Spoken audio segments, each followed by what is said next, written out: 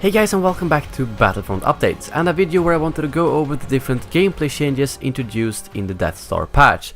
I've done this for the last couple of patches and hopefully you guys found them to be quite useful.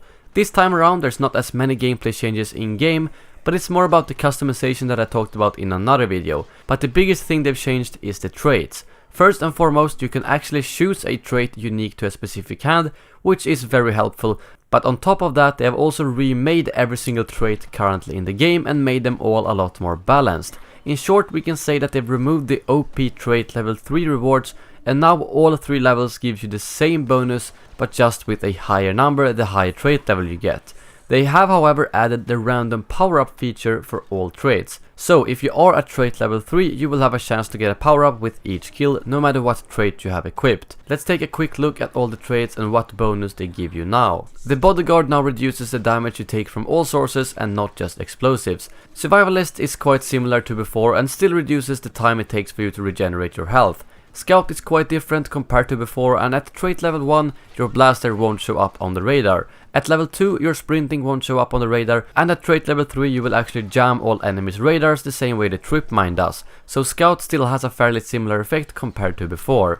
Bounty Hunter now reduces the overall star card cooldown instead of reducing on kills. Sharpshooter is completely remade and now increases blaster damage when zoomed in. I think this is really cool as it's actually a proper sniping trait, and I heard from Christian that the end damage with the DLT-19X should be a bit increased, so together with the trait, the DLT-19X might actually have become a pretty good weapon. The Berserker trait is very similar to the Sharpshooter. The difference is that it boosts the damage when you are not zoomed in. And this was the trait I used the most in the gameplay you've seen, simply because it works perfectly with the repeater. Lastly, we have the Escape Artist that now only boosts the speed of your sprinting, unfortunately no more one-shotting with melee. Moving on, there's one big gameplay change to infantry, which is the Bacta Bomb. I already explained how it worked in an earlier video. Basically, the 30 extra health now has a delay and it doesn't pop up instantly. On top of that, you can't stand in the Bacta cloud and be invincible like you could before. As you can see in these clips, there's now an extended yellow bar that shows up for the Bacta Bomb instead of a blue outline on the actual health bar. So this does make it a lot more clear, and it also nerfs the Bacta Bomb but still keeps it useful. That's actually all the infantry changes that I know of right now, but let's move on to the ships. First off, they have added a lock-on cooldown to the ships, which is indicated by the bar to the left and right of the reticule, and as soon as you hold down the lock-on button, it goes up to the top and can overheat, so you can't just hold it down all the time anymore.